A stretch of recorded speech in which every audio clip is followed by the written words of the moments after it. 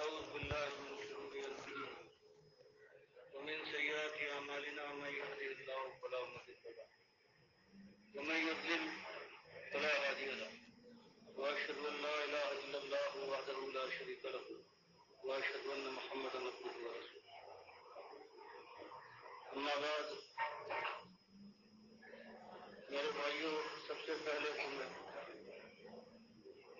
آپ کو اس بات کی مبارکباد دینا چاہتا ہوں کہ مالک نے وہ فرض جو مومنوں نے اپنے اقرار کے بعد اپنے اوپر عائد کر لیا ہے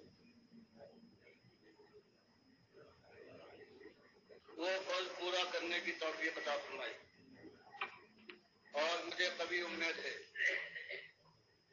کہ آپ سارے حضرات نے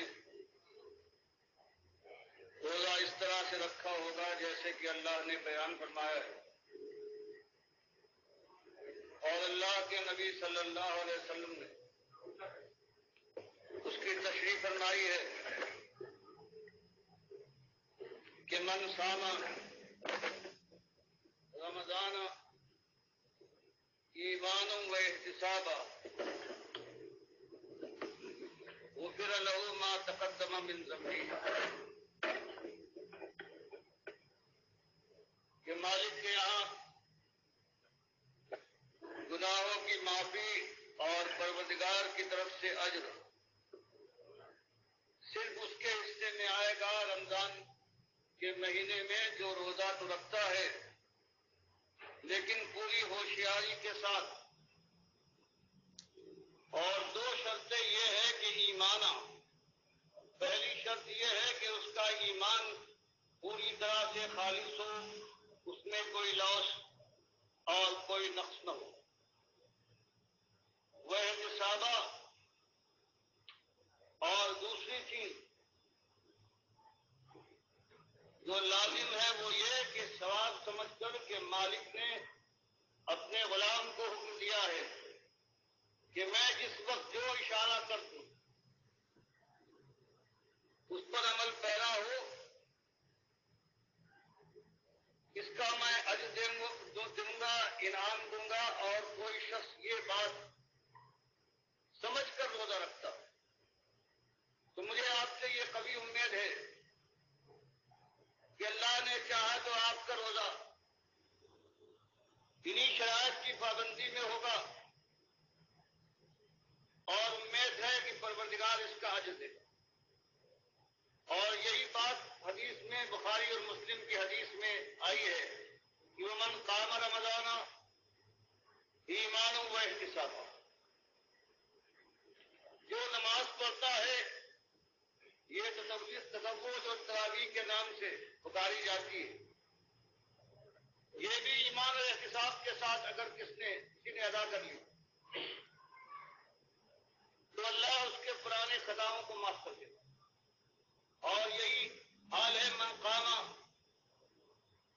لیلۃ القدر ایمانا و احتسابا غفر له ما تقدم من ذنبه جس نے لیلۃ القدر میں اللہ کی بندگی کی ایمان اور احتساب کے ساتھ ثواب سمجھ کر کہ مالک نے فریضہ مقرر فرمایا ہے مالک راضی ہوگا مغفرت فرمائے گا تو اس کی خطائیں معاف ہو جائیں گی اللہ میری خطا کو پرانی خطاؤں کو معاف فرمائے اگلی خطاؤں کے لیے بھی یہی دعا ہے اور آخر آمین یا رب العالمین۔ شاید کوئی تعجب کرے کہ بات کیا ہے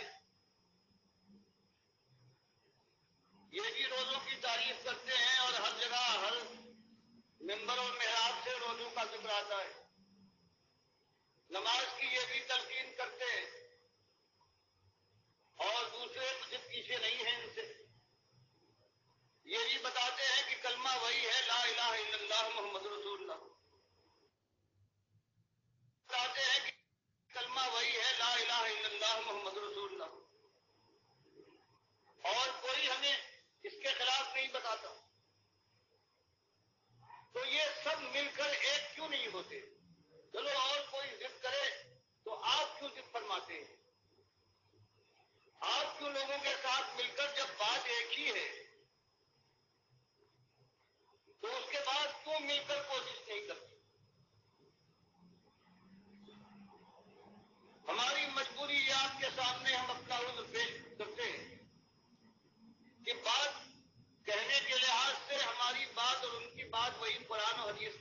بات کرتے ہیں،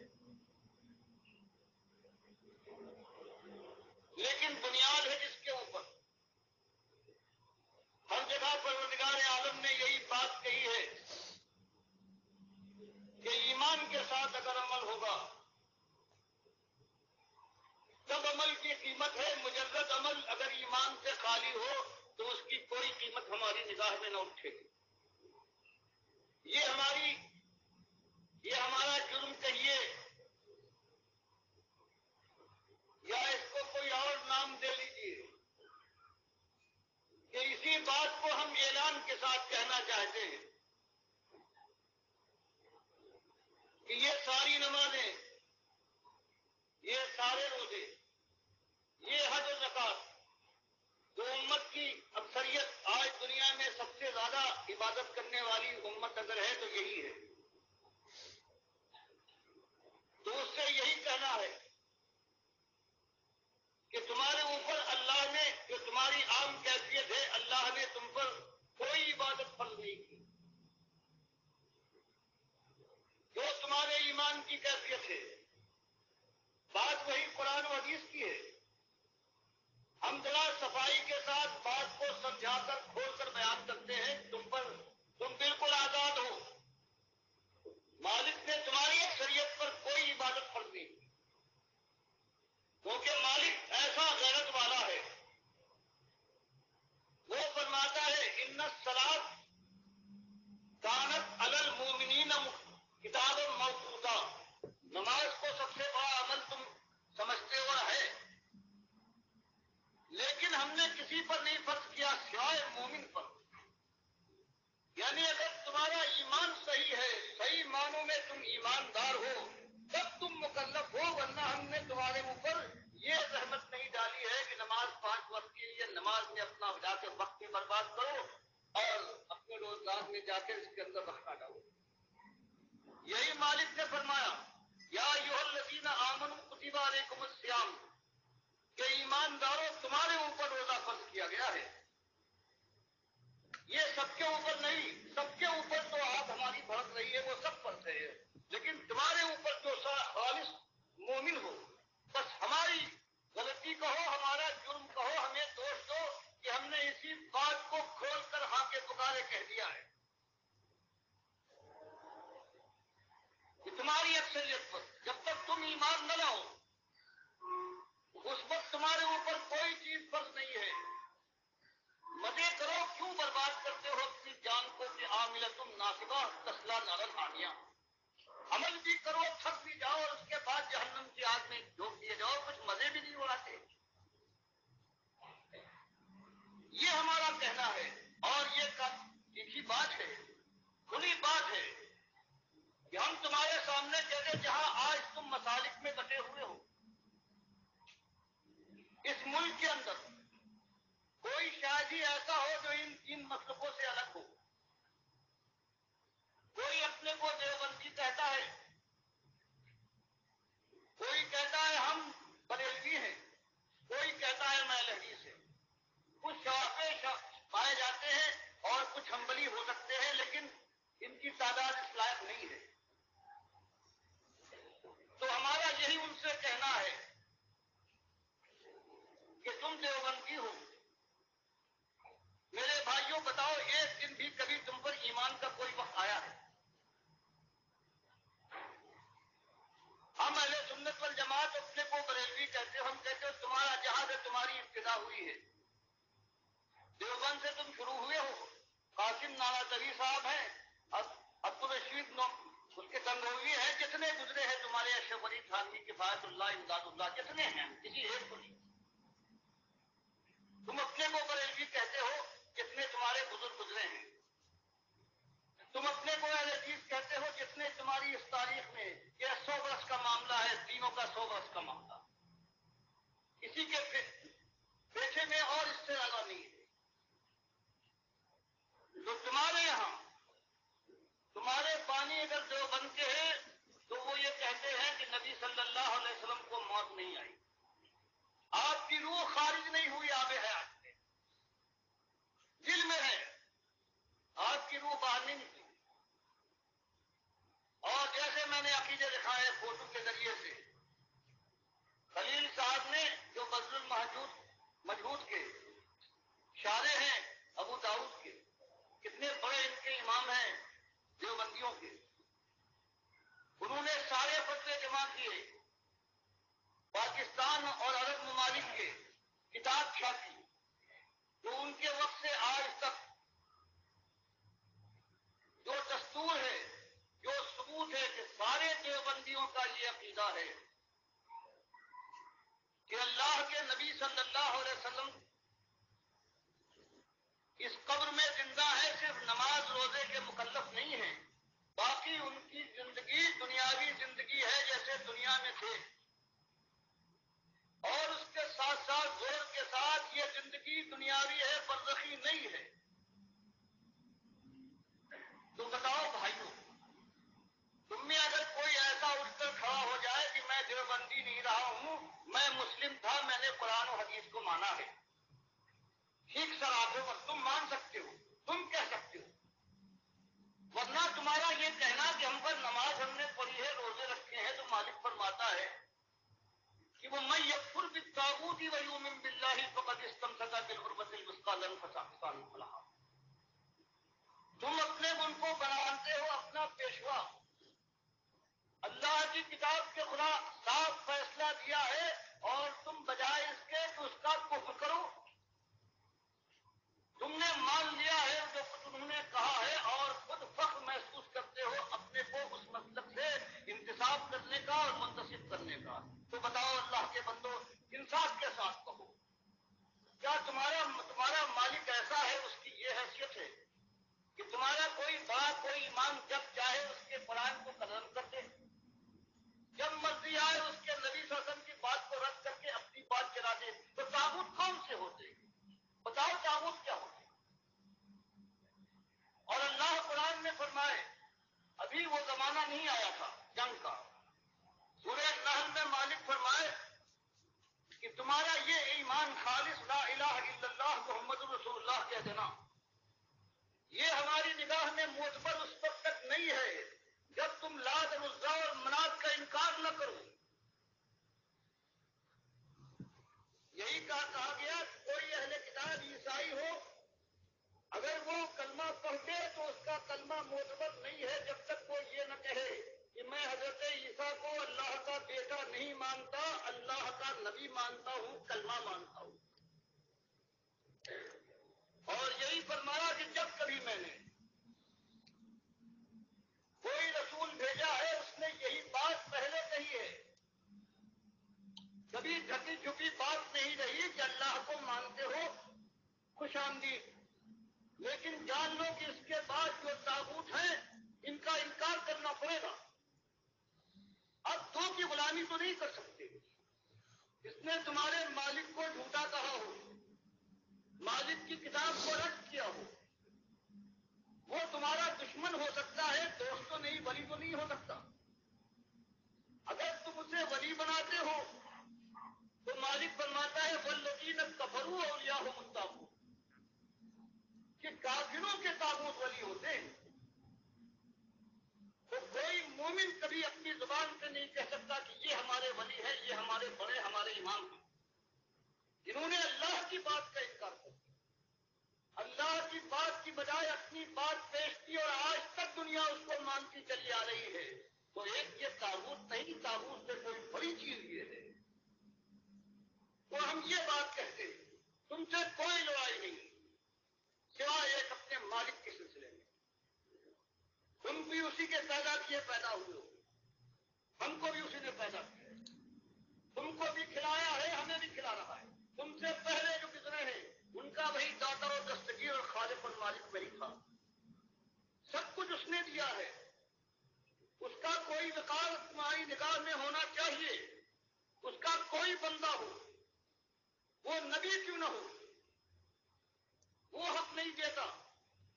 قرآن میں بات کو واضح فرماتا ہے وَلَوْ تَقَوَّلَ عَلَيْنَا بَعْضَ الْأَقَاوِيلِ، ہمارے نبی صلی اللہ علیہ وسلم کو مجبور کرتے ہو، رشوتیں دیتے ہو، لالچ سے نوازنا چاہتے ہو، جان کا خطرہ ان کے سامنے لاتے ہو، دیش نکالا کریں گے؟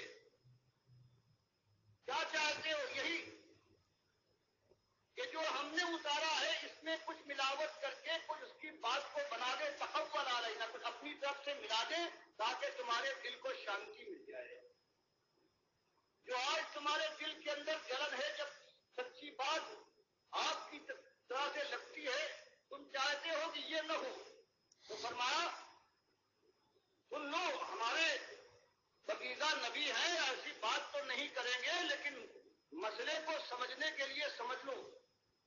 اگر ہماری بات میں کوئی اپنی طرف سے یہ بات ملا دے تو ہم کیا کریں گے؟ لاخذنا منہ بالیمین، تو ہم اپنے نبی کو اس کے دائنے ہاتھ سے پکڑیں گے۔ ثم لقطعنا منہ الوتین، اور ان کی رگے گردن کو ہم کاٹ ڈالیں گے۔ تم نے کیا سمجھا ہے؟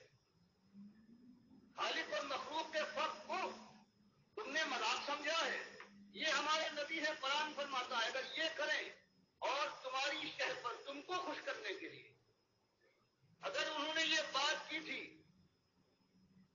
فما منکم من احد عنہ حاجزین، اور تم سارا زور لگا دو ان کے بچانے کے لیے، ہم سے نہ بچا سکو گے۔ تو بتاؤ، اللہ کا فرمان یہ کہ ہماری بات کے خلاف کوئی اگر بات لگا دے تو اس کے بعد کوئی ہو ہمیں اس کی پرواہ نہیں ہے۔ یہ اور ہماری سنت ہے کہ پیغمبر ہمارے انبیاء ہیں، ہم ان کی حفاظت کرتے ہیں، ایسی بات ہم سے نہیں لگاتے۔ لیکن سوچ لو، بات ایسی ہے اور آج اس دنیا میں ایک مسلک کے آدمی اور سارے اس کے بعد جو عقائد بنائے گئے ہیں سارے اس کے اندر یہی ہیں کہ ہم قبل سے پیغام کے قائل ہیں، لیکن جیسے خاص کرتے ہیں، خواص اور عام کا طریقہ ہے۔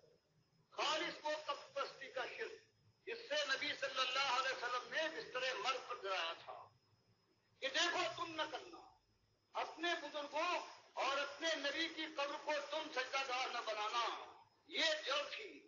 اس سے حضرت عائشہ فرماتی ہے کہ عین کرب و بے چینی کے عالم میں جب کبھی چادر سر پر ڈالتے تھے کبھی پھینک دیتے تھے، آپ کی زبان پر یہ جاری تھا لعن اللہ الیہود والنصارى اتخذوا قبور انبیائہم مساجد، لعنت ہو اہل کتاب یہود و نصارہ پر، انہوں نے اپنے انبیاء کی قبروں کو سجدہ گاہ بنا لیا۔ اور پھر اللہ سے دعا فرمائی اللہم لا تجعل قبری وثنا یعبد، مالک میری قبر کو نہ بنانا، لیکن مالک نے دعا قبول نہیں فرمائی۔ جیسے اور بہت سی دعائیں کی والدہ کے سلسلے میں یا اور منافقوں کے سلسلے میں قبول نہیں ہوئی، یہ دعا بھی قبول نہیں ہوئی۔ آج وہ قبر بھی سجدہ گاہ بنی ہوئی ہے، وہاں بھی لوگ، میں نے خود دیکھا ہے، تہجد کے وقت آ کر داخل ہوئے ہیں، قبلے سے رخ موڑ کر قبر کی طرف کیا ہے، ہاتھ باندھ کر، لمبی داڑھی والے حاجی صاحب ہیں، آنسو بہا رہے ہیں، نبی صاحب سے فریاد کر رہے ہیں۔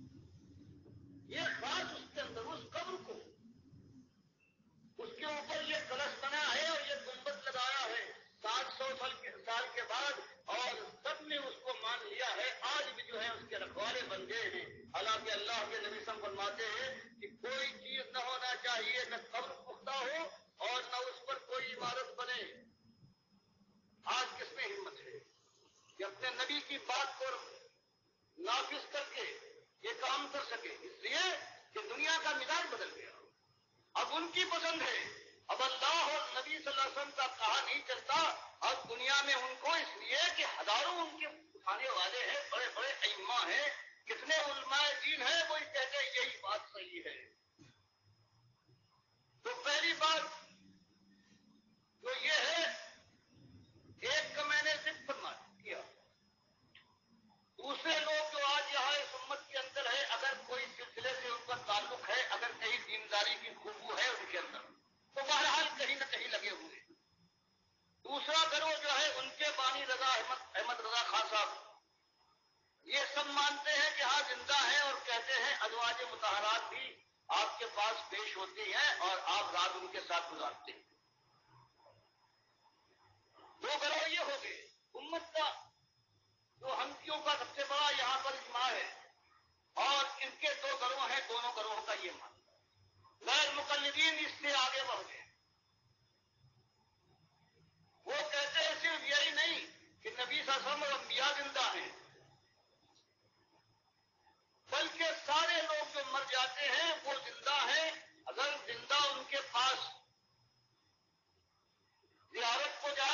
امام کہے جیسے حدیث میں آیا ہے تو وہ سنتے ہیں، دیکھ کر پہچانتے ہیں، اس کے لیے دعا کرتے ہیں، اور اس کے اوپر اس کے گھر والوں کے اعمال پیش کیے جاتے ہیں۔ اگر اچھے اعمال ہوتے ہیں تو خوش ہوتا ہے، اور اگر برے اعمال کرنے والے ہوتے ہیں تو وہ دعا کرتا ہے کہ مالک ان کو موت نہ دے جب تک کہ اچھے اعمال نہ کرنے لگے۔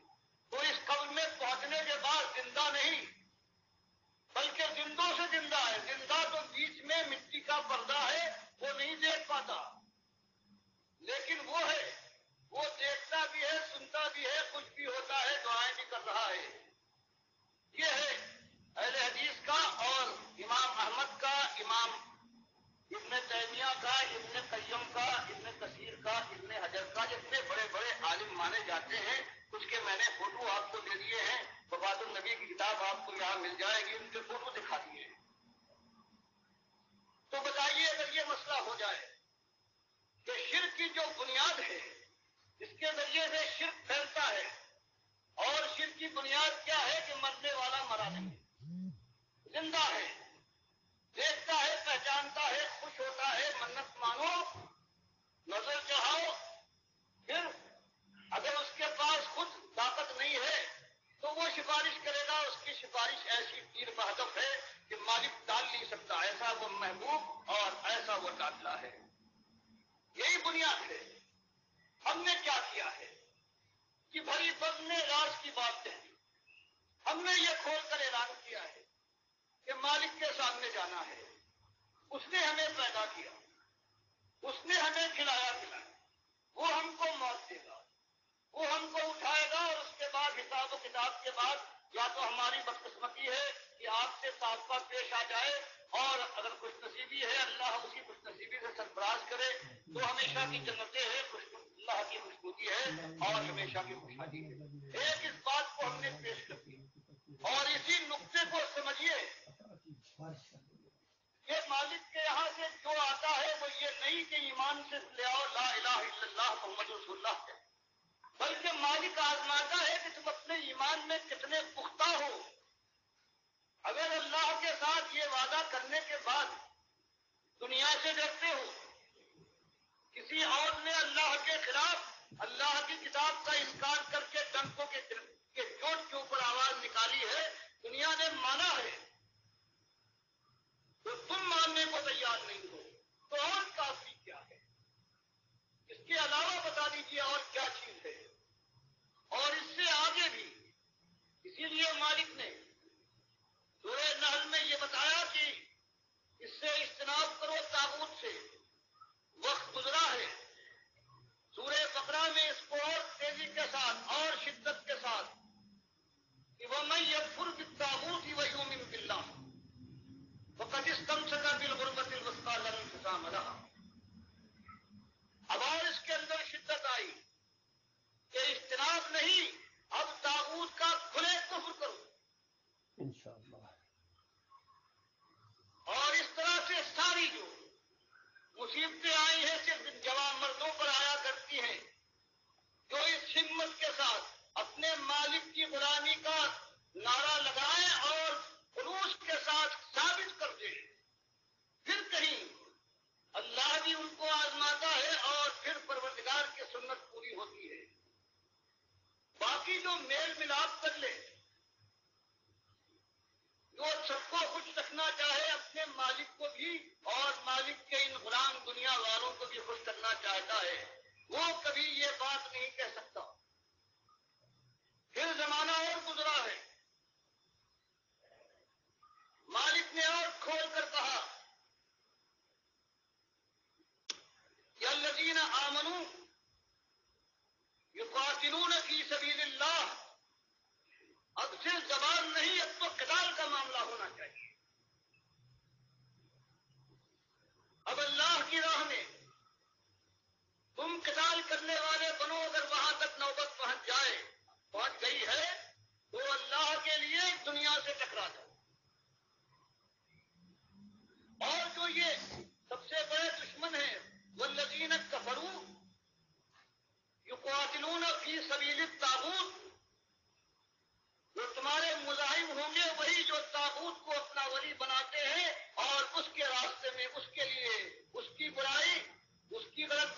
منوانے کے لیے وہ قتال کر رہے ہیں.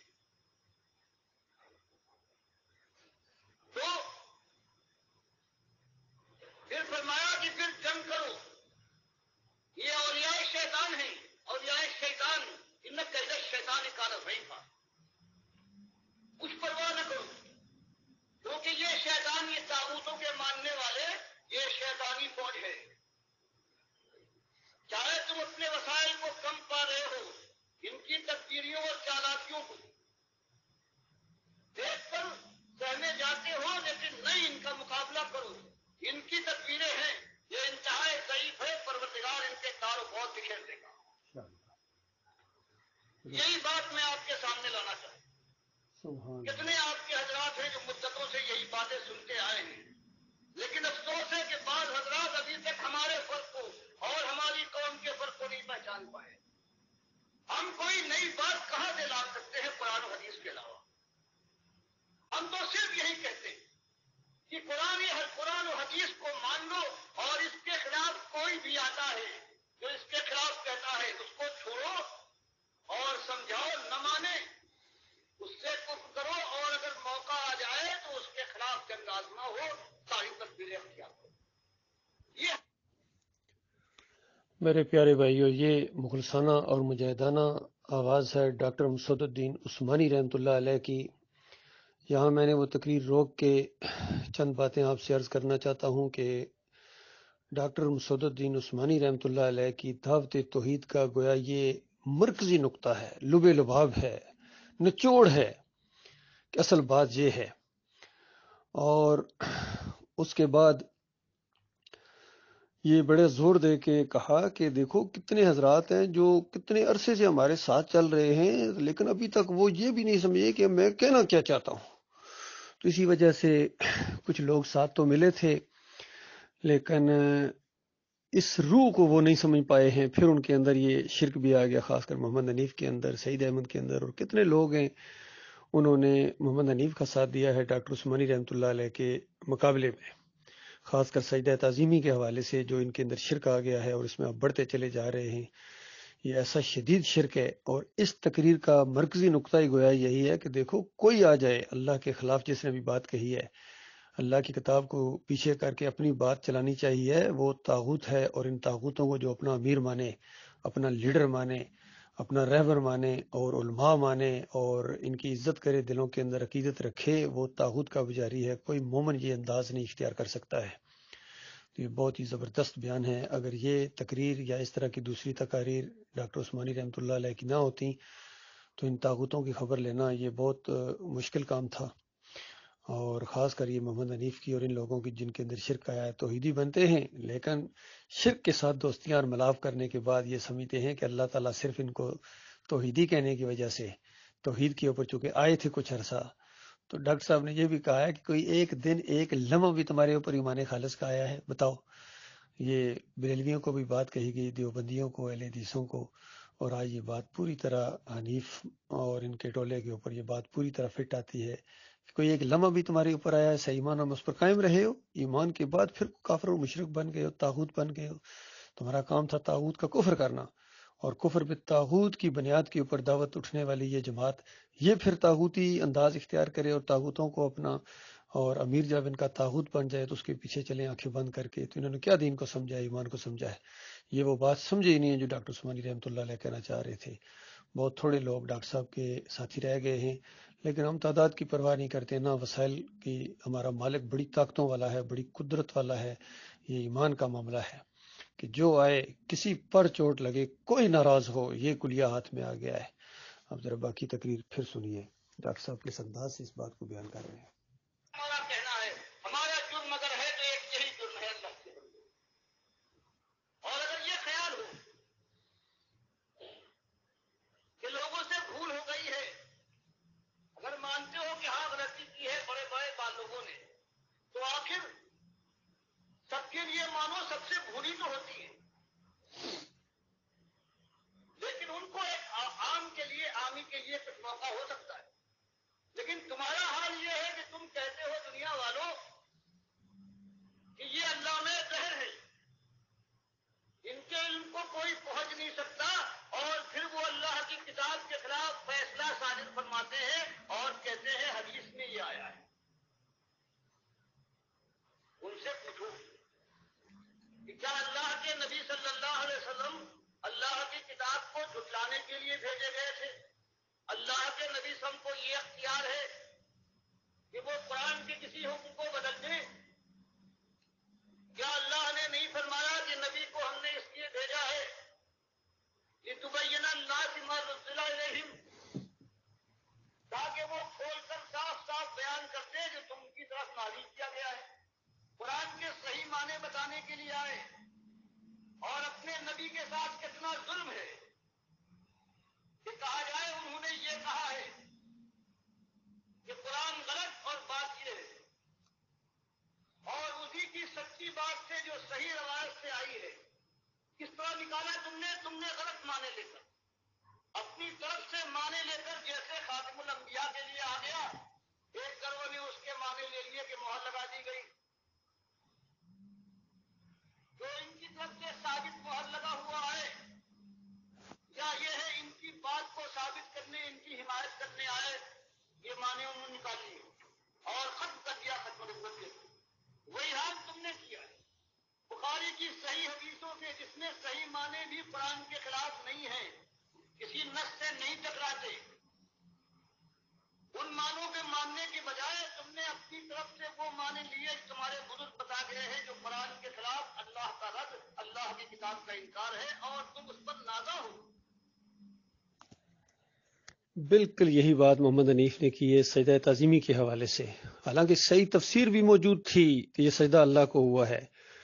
اور امام بخاری رحمۃ اللہ علیہ نے جس انداز سے خوابوں کی تعبیر کا باب باندھ کے وہ چیز لائے ہیں، انہوں نے سجدے کا ذکر ہی نہیں کیا، اور انہوں نے تعبیر مانا ہے 6 نمبر آیت کو سورہ یوسف کی کہ میرے بچے یہ جو لی ساجدین تم کہہ رہے ہو، سورج چاند ستاروں کو تم نے اپنے سامنے جھکا ہوا دیکھا ہے، یہ عزت اور احترام کی ایک علامت ہے، اور تمہیں اللہ تعالیٰ چنے گا، برگزیدہ کرے گا، باتوں کی تہہ تک پہنچنا سکھائے گا، اور تمہارے اوپر اپنی رحمت اور شفقت اس طرح کرے گا جس طرح ابراہیم علیہ السلام اور اسحاق علیہ السلام کے اوپر کی، اور یعقوب علیہ السلام یعنی اپنی طرف کی اشارہ کیا کہ پورا خاندان اس کو اللہ تعالیٰ اس کو عزت دے گا.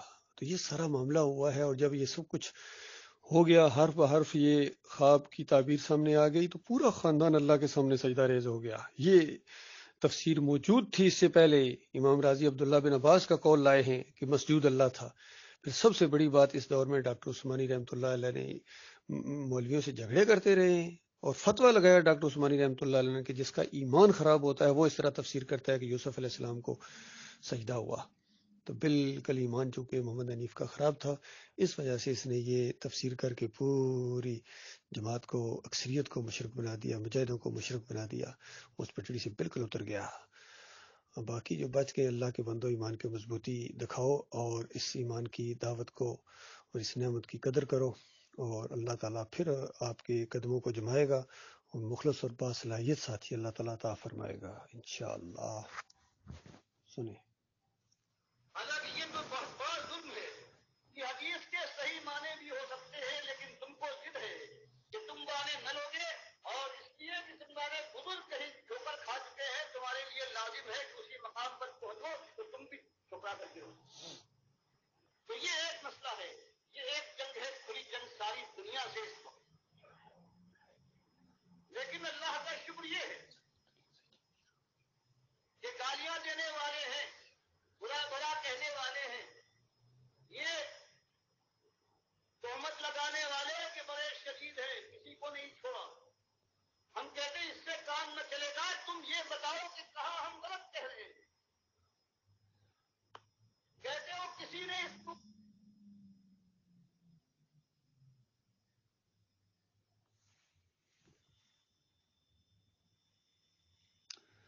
سبحان اللہ. بھی آئی اور ساری دنیا کو ہم نے دیکھا انہیں کے اعتماد پر اللہ کی بات کو جھوٹ کہہ رہے ہیں، اللہ کے نبی صلی اللہ علیہ وسلم کی بات کو رد کر رہے ہیں. تو ایک غلام اللہ کا ہے، کیا اس کی غلامی کے اندر جوش پیدا نہ ہوگا، حرکت نہ آئے گی کہ اگر کسی نے نہیں کہا ہے تو میں غلام ہوں، چلو اپنے اللہ کے یہاں وہ جواب دے، لیکن میں کیا جواب دوں گا. سبحان اللہ. اس لیے یہ بات ہر مسلمان کا حق ہے جو صحیح معنوں میں اللہ کی بندگی کا ثبوت دینا چاہتا ہے. بے شک بے شک. لوگ کہتے ہیں کہ اگر یہ کام نہ کرو، بات کہتے رہو اپنی مثبت دعوت، تو میں کہتا ہوں تم اللہ سے بڑے حکیم نہیں، اس کے رسول صلی اللہ علیہ وسلم تم سمجھدار نہیں. اللہ نے سارے پرانے جو مشہور تھے سب کو قرآن میں ذکر کیا، یہ فرعون ہے، یہ حامان ہے، یہ قارون ہے، یہ ابو لہب ہے. اور عمرو بن لہی خزائی کا نام کس نے لیا ہے کہ سب سے پہلے اس ظالم نے شرک کو یہاں پر داخل کیا ہے، اور جہنم کی آگ میں میں نے دیکھا ہے یہ اپنی آنتوں کو کھینچ رہا تھا، پھٹ گیا تھا پیٹ. معلوم ہوا کہ وہاں بھی برزخ میں جسم بھی ملتا ہے، بخاری مسلم کی حدیث سے. بے شک. تو اللہ اور اس کے رسول صلی اللہ علیہ وسلم کا قاعدہ تو یہ ہے کہ وہ بات کو، اعتقاد کے معاملے کو، ایمان کے معاملے کو بالکل صاف، کسی پر چوٹ لگے، کسی پر چوٹ کوئی لگے، ناراض ہو، کوئی ناراض ہو. اور جب تک صاف ہو کر نہ آئے گی. ایک راستہ ہے، اس پر ڈاکو ہیں، ان کے پروپیگنڈا کرنے والے پھیلے ہوئے ہیں. کوئی گھبراتا ہے، کہتے ہیں کوئی بات نہیں، بالکل شاہراہ ہے، بالکل امن ہے. اس پر ان کے ایجنٹ ہیں، لوگوں کو آگے بڑھا رہے ہیں، اور وہ جانے کے بعد وہ گھاٹ میں لگنے والے ہیں، وہ ان کو ڈھونڈ لیتے.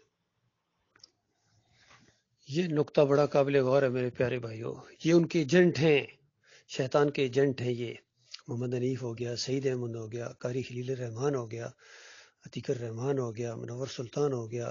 آگے بڑا خطرناک معاملہ ہے. اللہ کے بندو، ان کی بات نہ مانو، للہ توبہ کرو، معافی مانگو اپنے مالک اور خالق سے، پھر ایمان خالص کی طرف آ جاؤ.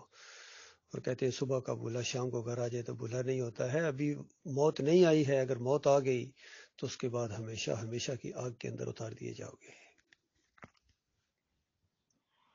اب کیا ہم کو اگر معلوم ہو جائے، آپ کو معلوم ہو جائے کہ آپ کا فرض نہیں ہے کہ ہوشیار کرے کہ یہ بے ایمان، یہ ایجنٹ ہے، یہ ان کے چیلے ہیں،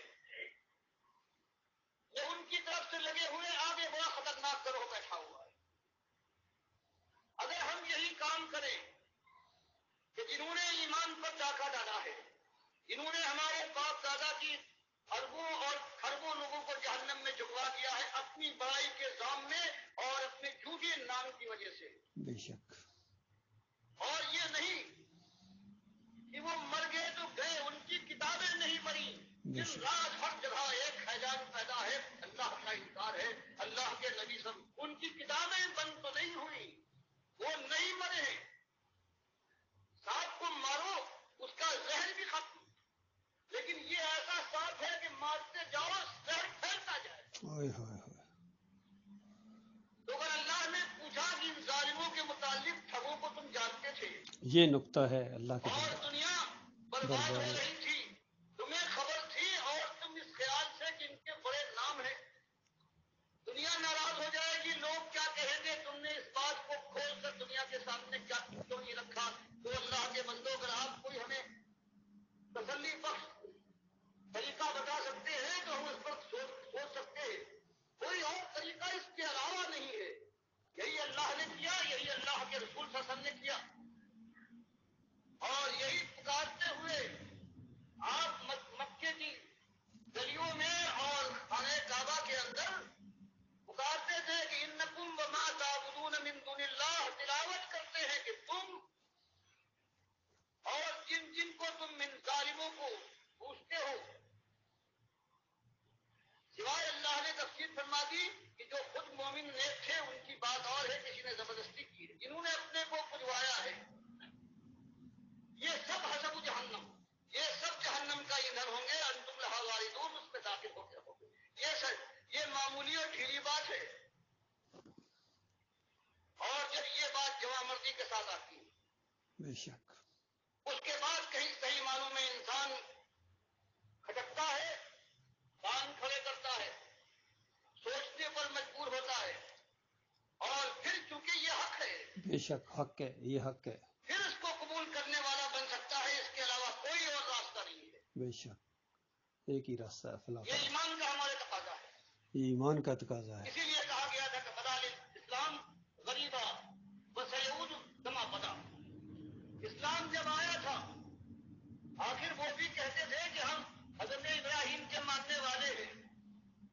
ایماندار ہیں. نبی صاحب نے ان کے ایمان کے چیزیں اڑا دیے. تم ایماندار نہیں. اس لیے ابراہیم ہمارا پیغمبر ما کان من المشرکین. تم تو مشرک ہو، وہ مشرک نہیں تھا. بے شک بے شک. یہی جان بالکل یہی معاملہ ہے آج جو برپا ہو گیا. محمد حنیف کہتا ہے میں ڈاکٹر عثمانی کا ساتھی ہوں. تمہیں اس ڈاکٹر عثمانی سے کیا نسبت ہے؟ وہ مجاہد اور مومن تھا اور تم مشرک ہو. تم سجدہ تعظیمی ثابت کرنے والے اور وہ سجدے کو شرک کہنے والے، عقیدے کی خرابی کہنے والے کہ دیکھو اللہ کے علاوہ کسی اور کے سامنے تمہارا یہ عزت دار سر نہیں جھکنا چاہیے. سارے انبیاء اللہ کے سامنے جھکتے تھے اور ایک دوسرے کو سجدے نہیں کرتے تھے. سورہ مریم کی 58 نمبر آیت بھی اس معاملے میں نص ہے قرآن کی، لیکن انہوں نے قرآن کے اندر بالکل تعریف کی ہے اور اپنی چلائی ہے.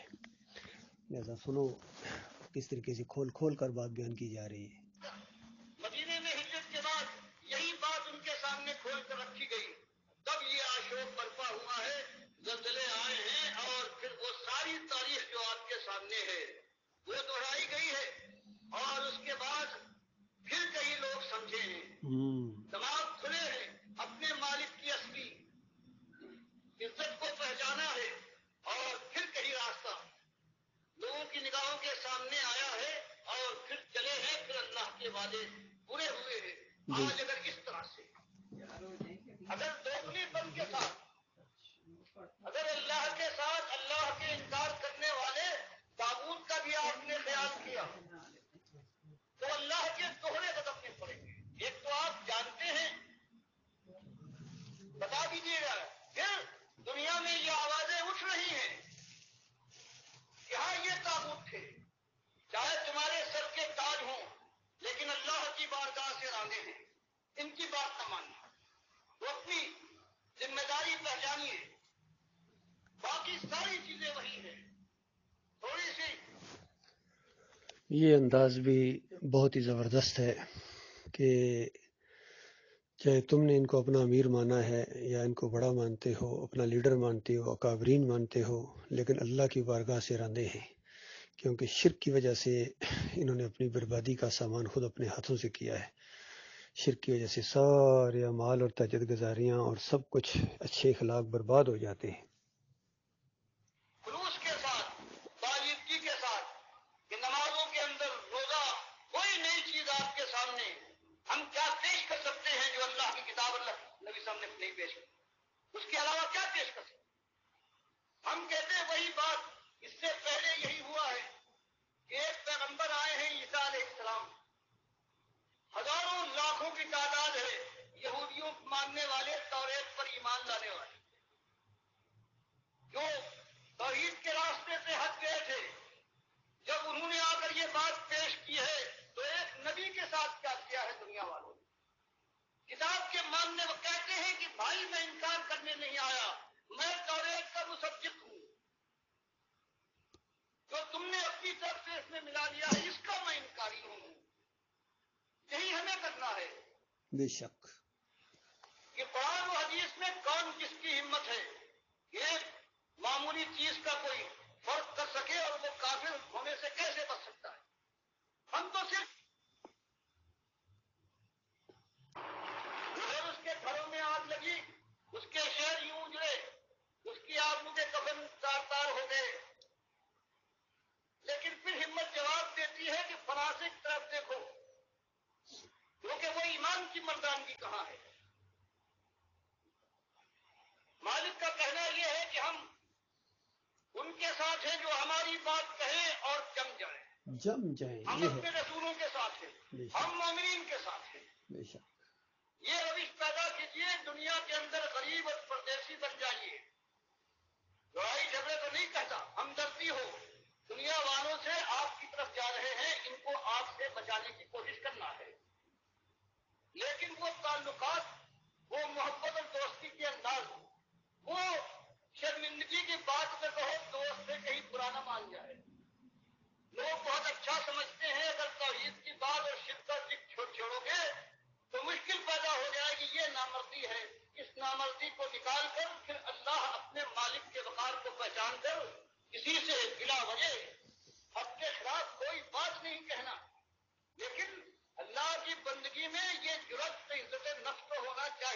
بے کہ شک بڑا سا بڑا اس نے دنیا کو اللہ کے راستے سے ہٹایا ہے، اللہ کی بات کا انکار کیا ہے. صاف اعلان کر دو کہ میں اس کا بندہ نہیں، اپنے مالک کا بندہ ہوں. بے شک بے شک یہ ایک بات ہے انتہائی سخت، یہ کڑی اور مشکل بات ہے. اس کی درخواست کرتا ہوں، یہ بات اسی لیے سوچ سمجھ کر اس راستے میں اس کو آنا ہے. بہرحال یہ بات کبھی برداشت نہیں کی ہے کسی قوم نے، بے شک لیکن اللہ کا اس سے وعدہ ہے کہ جب بھی آئے وہ، جب خیر آئے اسی انداز سے آئے گا، اس کے علاوہ کوئی انداز نہیں. بے شک جب تک ایمان کو بالکل صاف نہ کر دیا جائے گا اور بڑے چھوٹے کا کوئی خیال، کوئی عالم اور فاضل، کوئی امام زیادہ اللہ کے راستے میں ہوا نہ کر پائے گا، بے اس شک وقت کہیں راہیں کھلیں گی، اللہ کی رحمتوں کے فرشتے اتریں گے، اللہ مالک سکینہ نازل فرمائے گا، اسباب کا وہ انتظام کرے گا، اور معلوم نہیں 10 سال لگے، 10,000 سال لگے، بے وہ شک دن بھی بخاری اور مسلم نے جو بیان کیا ہے وہ دن بھی آ جائے گا. اس زمین کے اوپر سوائے مومنوں کے ایک کافر نہ ہوگا. اس لیے جزیہ ختم کر دیا جائے گا جو کافروں سے لیا جاتا ہے. عیسائیت کا جو آج زور و شور ہے، فرمائے عیسائیت کا نام نہ ہوگا، صلیب توڑ دی جائے گی، پھر دین کا پتہ نہ ہوگا. یہ بخاری مسلم دونوں نے اس حدیث کو بیان کیا ہے. مسلم میں ایک اضافہ ہے کہ 7 سال اس زمین پر اس زمانے میں ایسے گزریں گے کہ سب مومن ہوں گے، اور دو مومنوں کے درمیان کوئی بغض، کوئی کینہ، کوئی لڑائی اور کوئی حسد نہ ہوگا. گویا جنت میں جو ہمیشہ مومنوں کو اس حالت میں رہنا ہے، 7 سال کے لیے یہ دھرتی کی آنکھیں بھی اس منظر کو دیکھ لیں گی. سبحان اللہ تو اس کے لیے کوشش جاری رہے اسی سمت. انشاءاللہ اور اللہ 10 سال میں وہ دور لے آئے تو مالک کی قدرت سے کوئی چیز بعید نہیں ہے. بے شک اس میں 100 سال لگے، یہ 1000 سال لگے، جب آئے گا وہ دور آئے گا تو اسی انداز سے آئے گا جو اللہ نے بتایا ہے، اللہ کے رسول صلی اللہ علیہ وسلم نے فرمایا. سبحان اللہ دنیا بنے گی، دنیا میں عزت تمکنت ملے گی، انشاءاللہ خلافت ہوگی، امن و انشاءاللہ امان ہوگا، انشاءاللہ اور آخرت میں جنت کی بادشاہی سے سرفراز کیے جائیں گے. یہی انشاءاللہ ایک انداز ہے. بے مالک شک نے قرآن میں فرما دیا، یا بدوننی لا شک بے شک لا یشرکون بی شیئا. ایک ہے کہ مجھے اپنا اکیلا مالک مانے اور میرے ساتھ کوئی شریک نہ ٹھہرائے. بے شک اور بے میں نے بتایا کہ پورے پاکستان کے پورے ممالک کے لوگ ہیں، ان کے اندر کفر و شرک ہر ایک میں، بعض میں اوپر تک، بعض میں چھلکتا ہوا، بعض کے اندر اس کے بیلے میں بیٹھا ہوا ہے. لیکن اللہ کے یہاں معمولی ایک شرک، ایک نجس، ایک ذرہ ہے، اللہ کو قبول نہیں ہے. اللہ کبھی اس کو معاف کرے گا. بے شک بے شک اللہ سے توفیق مانگیے، اور یہ کام ہو رہا ہے. بے شک اللہ اس کا آواز میں اضافہ فرما رہا ہے، بے بات شک پہنچ رہی ہے. تو بات آپ کے سامنے آنے کے بعد ذمہ داری آپ کی بڑھ گئی ہے. آپ سے یہی کہنا ہے کہ ساتھ دیجیے اپنی حد تک اس کا. بے شک بے شک مالک کی بڑائی کے لیے اگر ایک مالک کا غلام اپنے کو کہنے والا آگے نہیں بڑھتا ہے تو اس کا دعویٰ کیسے قابل قبول ہو سکتا ہے؟ بے شک ورنہ وہ دن تو دور نہیں ہے کہ آپ کے بھی بازو اگر اٹھانا چاہیں تو آپ نہ اٹھا سکیں گے، سینے کے پڑے ہوں ڈھلک جائے تو روک نہ سکیں گے، پنڈلیاں باز نہ اٹھائیں گی، بلکہ اگر آپس میں چمٹ جائیں تو الگ کرنا بھی بس کی بات نہ ہوگی. یہ آنکھیں جو آج اللہ کی بات کی پرواہ نہیں کرتی، مٹکتی رہتی ہیں، یہ جب چڑھیں گی تو گھر والے ہیں وہ ڈریں گے اور آنکھوں پر پٹیاں باندھیں گے، منہ کھلا رہ جائے یہ اللہ کی حرام اوپر سفر کرنے والا، تو اس پر ڈھانا باندھا جائے گا. وہ دن کو آنے سے پہلے اللہ کی بات کو پورے شور کے ساتھ قبول فرمائیے. اور اللہ نے جو فرمایا ایمان لا کر عمل صالح کر کے پھر یہی دعوت حق ہے، یہ بلند ہو اس راستے کی چوٹیں سہلاتے ہوئے، زخم چاٹتے ہوئے شیرانہ وار منزل تک پہنچ جاؤ. موت منزل ہے، بس امتحان ختم ہوا، جنت کی بادشاہی کے مجھے تم کو اسی وقت سنا دی جائے گی. سبحان اللہ اللہ مجھے بھی توفیق دے کر بدلا. آمین یا رب العالمین. میرے پیارے بھائیوں، یہ آخری الفاظ بھی بہت ہی قابل غور ہیں. ڈاکٹر عثمانی رحمۃ اللہ علیہ کی یہ دعوت میں نے آج سے 37 سال پہلے 19 فروری 87 کوئی سنی تھی، اور یہ دعوت میرے دل و دماغ اور رگ و پے کے اندر اتر گئی تھی. بالکل میں ایک کیسٹ سن کے اور ڈاکٹر صاحب کا لٹریچر پڑھ کے میں ڈھیر ہو گیا تھا کہ یہ حق ہے، کیونکہ اس کے بعد جو دوسری چیزیں وہ تو پہلے سے دیکھی ہوئی تھیں، کہیں وہ ایمان خالص نظر نہیں آ رہا تھا. اس وقت میں فوج میں تھا، 7 پنجاب ریجمنٹ میں. اللہ تعالیٰ نے ایمان خالص سے نوازا ہے، اس دن سے میں اسی کی تبلیغ میں اسی راستے پر چل رہا ہوں، اور بسوں میں، ٹرینوں میں اور بازاروں میں، ہر جگہ میں دعوت اللہ کرتا ہوں. اپنے علاقے کے اندر بھی گجر خان کا علاقہ ہے، چکری وکیلا میرا گاؤں ہے، وہاں ہم نے مسجد توحید بنائی ہوئی ہے الحمدللہ. اور ڈاکٹر صاحب رحمۃ اللہ علیہ 86 میں، دسمبر 86 میں فوت ہو گئے تھے. تو اس کے بعد اچھے خاصے ساتھی پیچھے چھوڑ کے گئے، لیکن بعد میں پھر شیطان کا وار ہوا. 2017 کے اندر جو ناخلف امیر جانشین، ناخلف جانشین محمد حنیف، اس نے عقیدے کے اندر پھر بربادی لے آیا. جس چیز سے منع کیا گیا تھا، جس سے روکا گیا تھا کہ شرک کا ایک شائبہ تمہارے اندر نہیں ہونا چاہیے، اس کے اندر اب 4 شرک آ گئے. پہلے سجدہ تعظیمی کا شرک آیا، پھر کہتا ہے انسان کو سجدہ کر سکتا ہے، پھر کہتا ہے اللہ تعالیٰ نے اپنی ایک صفت عیسیٰ علیہ السلام کو بطور معجزہ دے دی، پھر کہتا ہے اللہ نے اپنی صفت کے 100 حصے کیے، ایک حصہ مخلوق میں بانٹ دیا. اس کا دماغ خراب ہو گیا ہے. تو مومنوں کو اس طرح مجاور بنا دیا. اللہ کے بندو جو باقی بچ گئے ہو، منظم ہونے کی کوشش کرو، اور ہم منظم ہو گئے ہیں، انشاءاللہ ہو رہے ہیں، اور مخلص لوگ ہماری طرف آئیں گے، اور یہ بہت ہی مضبوط بنیادوں کے اوپر یہ جماعت بن رہی ہے، اور انشاءاللہ ایمان خالص کی بنیاد کے اوپر ہم آگے بڑھیں گے. اب کوئی اور ہمارا معاملہ نہیں ہے، صرف ایمان خالص. جو اس بات کو مانتا ہے وہ ہمارا ساتھی ہے، ہمارا بھائی ہے، ہمارے سر کا تاج ہے. وہ سواری کرے، ہم رکاب تھامیں. اور جو ایمان خالص کے راستے میں روڑے اٹکاتا ہے، یا اپنے اکابرین اور اپنے بڑوں کا اس کو زیادہ خیال ہے، اللہ سے زیادہ وہ پیارے ہیں اس کو، تو وہ جانے اور اس کا کام جانے. اس کے مشرکانہ دین سے ہمارا کوئی تعلق نہیں. ہم بالکل بیزاری کا اعلان کرتے ہیں محمد حنیف سے بھی، اور سارے فرقوں سے، بریلویت سے، دیوبندیت سے، اہل حدیثیت سے، سلفیت سے، حنبلیت سے، صوفیزم سے اور جمہوریت سے. ہر قسم کے شرک سے، تعویذ گنڈا، واسطے وسیلے، رکوع اور سجدے، بالکل ہم سے ان سے بیزار ہیں. شرک کے ایک شرک کے اوپر ہم تھوکنا بھی گوارا نہیں کرتے. ہمارے لیے ایمان خالص کافی ہے، اور بالکل اسی کی خاطر انشاءاللہ ہم جئیں گے، اور اسی کی خاطر انشاءاللہ مریں گے. اللہ تعالیٰ ہمارے معاملات کو درست کرے. ہمارے اوپر مالک وہ بوجھ نہ ڈالے جو پہلے لوگوں کے اوپر ڈالا تھا، اور اتنی بوجھ ڈالے جتنے ہمارے اندر طاقت ہے. اور اللہ تعالیٰ اپنے فضل و کرم سے ان سارے کافروں کے اوپر، مشرکوں کے اوپر، مرتدوں کے اوپر اور منافقوں کے اوپر، اور باغیوں اور انتشاریوں کے اوپر اللہ تعالیٰ ہمیں غلبہ عطا فرمائے.